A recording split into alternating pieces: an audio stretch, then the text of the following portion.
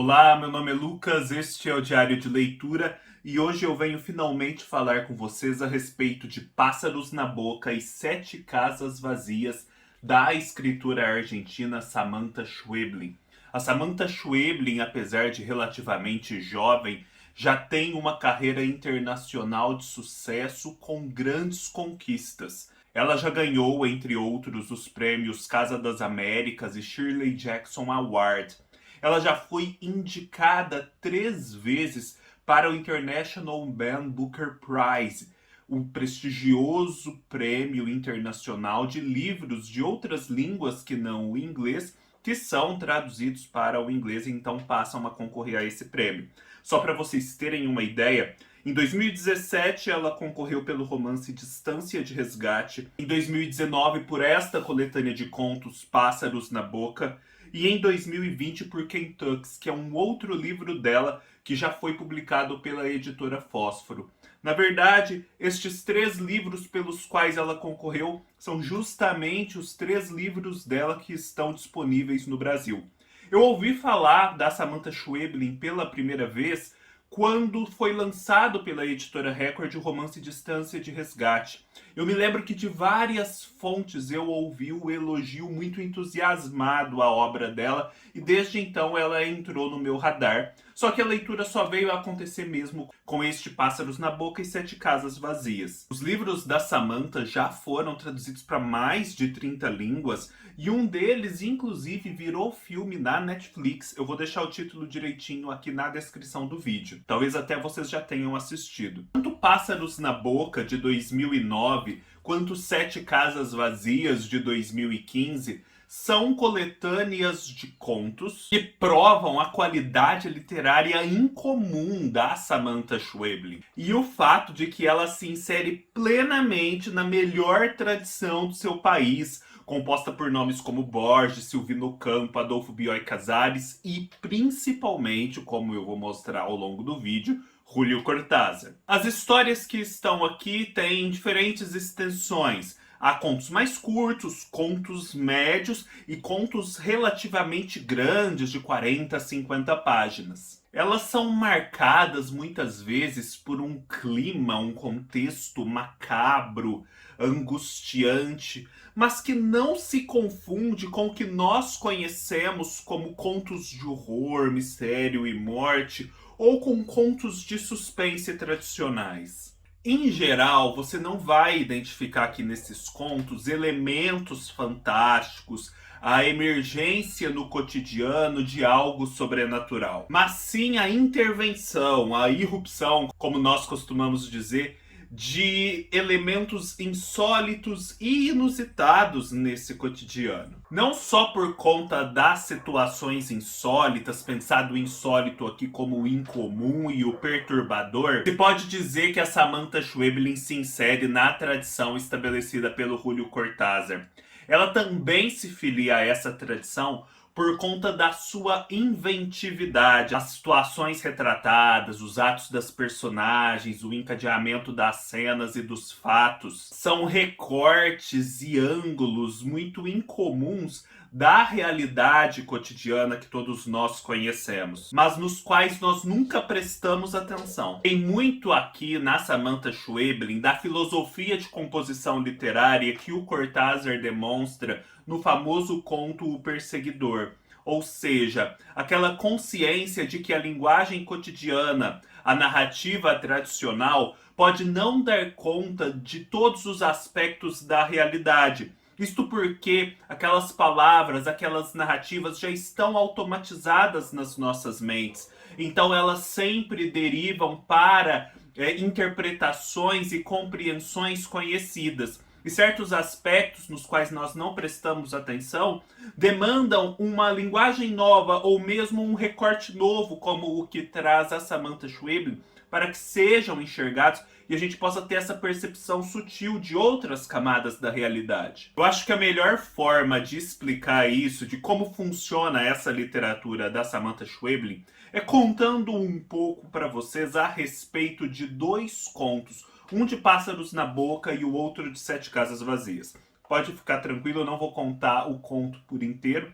E ainda assim valerá muito a pena ler esse livro, porque são 25 contos presentes aqui. O primeiro conto que eu destaco de Pássaros na Boca é o conto A Mala Pesada de Benavides. Este é um conto, assim, fenomenal. Eu comecei a escrever sobre ele para fazer esse vídeo e eu não conseguia parar, porque as ideias iam surgindo. Do que trata esse conto perturbador? O Benavides é um homem aparentemente comum, que a gente sabe que frequentava um psiquiatra, ou seja, estava vivendo alguma angústia, algum problema psicológico, existencial, lidando com depressão, algo do tipo. E logo no início do conto descobrimos que ele assassinou a esposa.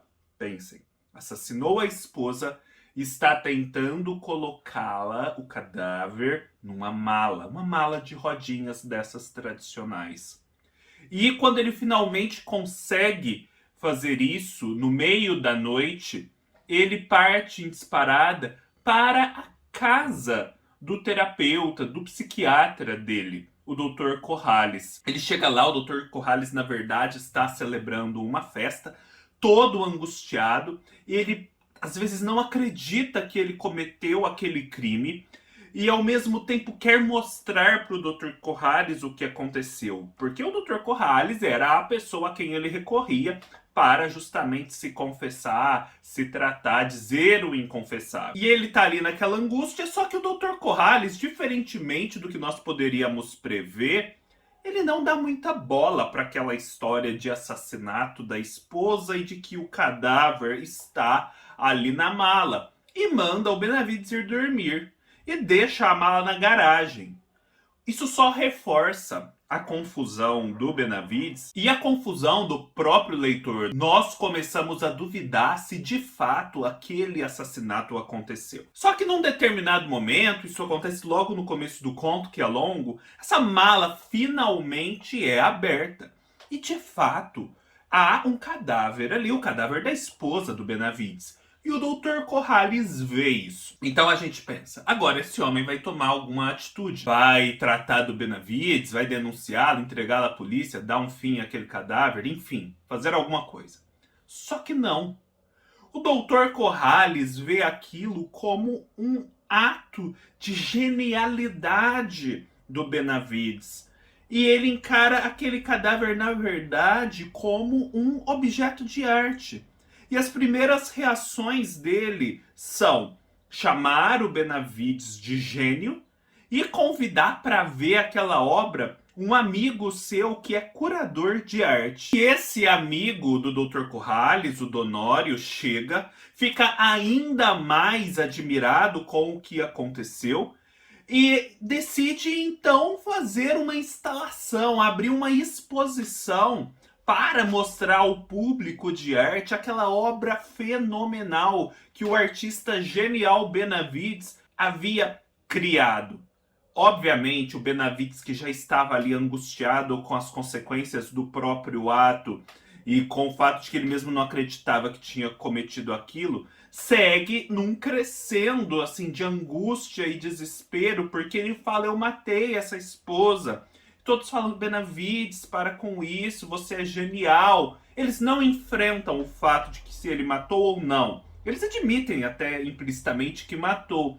Só que eles não atribuem as consequências a esse ato que nós atribuiríamos e que o Benavides espera que eles atribuam. Então, a coisa segue assim para a exposição do cadáver numa vernissagem muito concorrida dos apreciadores de arte contemporânea e o Benavides enlouquecendo cada vez mais. Então, nesse plano da realidade do conto, há mesmo um homem angustiado e depressivo, provavelmente, que depois se torna um assassino. Há um psiquiatra e há um curador de arte e no meio deles um cadáver. Só que o fato de que se trata aqui dessa pessoa mentalmente enferma, de um psiquiatra e de um curador de arte, nos permite fazer várias outras leituras desse conto que vão para além da realidade imediata e que talvez, se não fosse a composição insólita desses elementos, nós não chegaríamos a esses raciocínios e a essas percepções. Eu acho que essa angústia do Benavides, que antecede o assassinato, né, que é o motivo pelo qual ele se consulta com o Dr. Corrales, e esse sentimento de incompreensão depois, em que ninguém parece dar bola para o fato de que ele cometeu um crime, retrata a prisão mental na qual ele se encontrava e que o levou a cometer um ato bárbaro como esse. E essa prisão mental é obviamente um lugar em que se está sozinho. E depois ela é sucedida pelo sentimento incompartilhável de ter cometido um crime dessa forma. Só o Benavides consegue sentir a angústia disso. Ninguém mais consegue compartilhá-la. O fato também de que ele chega no médico com esse pacote mostra talvez as tentativas que ele fazia de alcançar compreensão para os seus problemas antes mesmo do assassinato, de resolver, de externar a sua angústia. Mas essa angústia, esse problema interior dele eram assim inexpugnáveis, ele não conseguia compartilhar. Todas as suas tentativas eram falhas. Daí terem este resultado trágico. O fato de que o objeto do crime é tornado um objeto de arte e de admiração do médico e do curador é também uma forma de falar da extrema objetividade da ciência médica, que não se envolve de fato, às vezes, com o problema humano e toma aquele patológico como simples objeto de estudo e talvez até de entusiasmo e admiração daquele médico cientista que estuda aqueles casos e que se empolga com esse estudo e com as descobertas que vai fazendo. Do outro lado, nós temos a extrema subjetividade do curador de arte, do artístico, que assim não percebe as implicações morais daquele objeto de arte, só vê nele um lance espetacular, algo que constitui um verdadeiro objeto de arte. Uma outra forma de ler o conto é pensar que ele é um retrato da mente do Benavides, da tentativa que ela faz, como que num delírio, de assimilar o ato e o gesto bárbaros que ele cometeu. De um lado, nós temos a tentativa dessa mente de explicar a coisa em termos psicológicos. Mas essas tentativas psicológicas são todas falhas, porque elas não encontram correspondência no Dr. Corrales. Ao mesmo tempo, o Benavides se sente, de certa forma, ousado, poderoso, um herói por ter cometido aquele gesto fatal. E ele começa a expressar isso em termos artísticos de um gênio que, num lance espetacular, cria uma obra incomparável, objeto de admiração. Um artista que rompe com os limites do convencional, seria isso. Uma outra possibilidade é pensar nesse delírio, nessa perturbação do Benavides, como algo que antecede um possível assassinato. Ele tem essa pulsão, ele tem essa vontade de matar a esposa e ele quer consumar isso como um artista justamente que rompe com as convenções e se torna heróico, objeto de admiração. Porém, ele acaba como um paciente psiquiátrico que não consegue gozar dessa fama, que não consegue assimilar essa fama, apesar de os outros atribuírem essa fama a ele. Então, nesse sentido, a terapia que ele faz é eficaz, porque impede que ele cometa o lance espetacular e goze da fama, o que acabaria desencadeando o ato do assassinato. E assim o reprime, num bom sentido. Talvez ele nem mesmo quisesse assassinar a esposa nesse delírio, mas simplesmente superar algum tipo de tabu. O certo é que o Benavides, num estado mental, não consegue transitar do lugar psiquiátrico para o lugar artístico, do lugar da introspecção para o lugar da exposição, do extrovertido. Ele continua mentalmente enfermo, tanto antes como durante, como depois do conto. Outro conto fenomenal é de 7 Casas Vazias, essa coletânea de 2015, chamado Um Homem Sem Sorte. Não é à toa que esse conto sozinho ganhou um prêmio. Aqui nós temos o aniversário de uma menina de 8 anos. Essa menina tem uma outra irmã, mais ou menos da idade dela, que, no entanto, quer chamar a atenção dos pais de todas as formas. E agora que é o aniversário dessa irmã de 8 anos, ela precisa roubar a cena, ela não vai ficar ali como coadjuvante. O que ela faz para roubar a cena? A menina toma uma xícara de água sanitária. Obviamente, isso vai desencadear uma série de reações extremadas dos pais tentando salvar essa menina, levá-la ao hospital e acabar com aquela situação de algum modo. Nesse meio tempo, a aniversariante de 8 anos vai ficar ali do lado completamente esquecida e completamente sem atenção, não prestigiada na data do seu próprio aniversário. E esses pais saem em disparada pelo trânsito rumo ao hospital e, obviamente, naturalmente, acabam encontrando um congestionamento.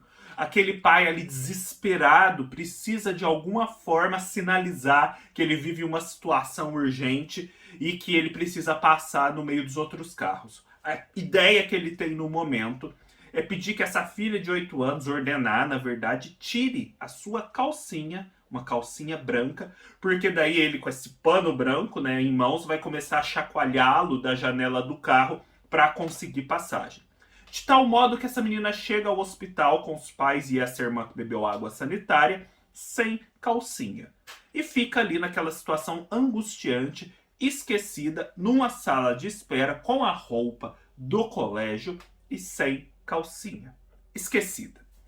Até que chega um sujeito muito aprazível, muito atencioso, que começa a conversar com ela, que começa a dar-lhe a atenção que até o momento ela não tinha conquistado, porque tinha sido roubada pela irmã.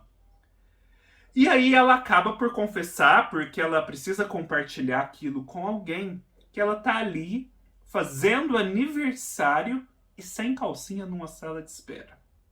E esse rapaz, né, esse homem, fala: nossa, que absurdo, como assim? Você tá fazendo aniversário e está aqui nessa situação estranha, difícil, sem calcinha, numa sala de espera? Não, a gente precisa resolver isso. E nessa de a gente precisa resolver isso, ele leva a menina para uma loja de departamentos, um lugar ermo, sempre sem falar o seu próprio nome, onde eles vão comprar uma calcinha para a menina para resolver essa situação muito prática. Chegam lá, de fato há uma loja de departamentos, ainda não aconteceu nada, e aí tem calcinhas, a menina pega uma calcinha preta e vai experimentá-la. O homem não está ali no provador, não, ela vai sozinha.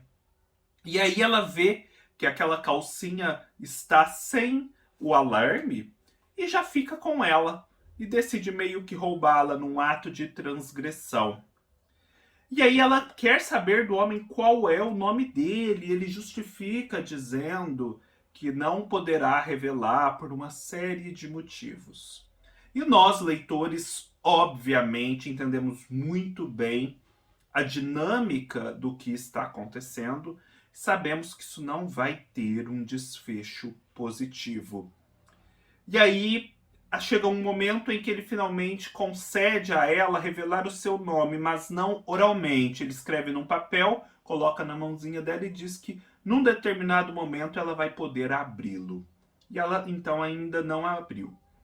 Eles saem da loja, continua não tendo acontecido nada, e aí o conto segue e tem um desfecho que eu não vou contar. O certo, porém, é que no final o conto é conduzido de uma tal forma que o que nós temos, o leitor fica com isso em mãos. É um homem muito bacana que dá atenção a uma criança que está ali desamparada e uma criança que é um ser que deseja atenção. E esse conto é extremamente perturbador porque a Samantha, através dessa estrutura, dessa dinâmica, consegue nos levar para aquele ponto, para aquele núcleo escuro, estranho, perturbador mesmo, em que um crime consegue espaço e tem início. E nesse ponto há o elemento dessa criança que genuinamente deseja atenção de alguém.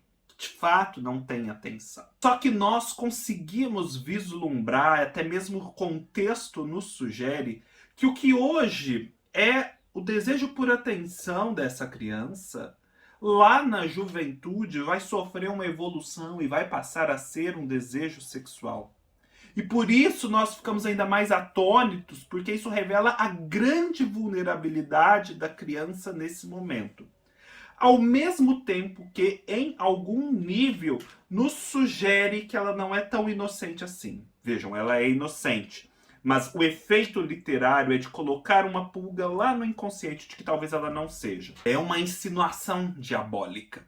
E talvez seja justamente essa insinuação diabólica que está na mente deste homem bacana que dá atenção para a criança. E aí, o que nós passamos a fazer? Estar na mente do abusador infantil. A gente passa, por conta da estrutura do conto, sem querer, a fazer um exercício de alteridade, a passar a estar na mente desse homem e, portanto, no núcleo horroroso e maligno de uma dinâmica ruinosa que vai resultar num crime horrendo. E aí a gente pensa, por que fazer isso? Que sadismo é esse?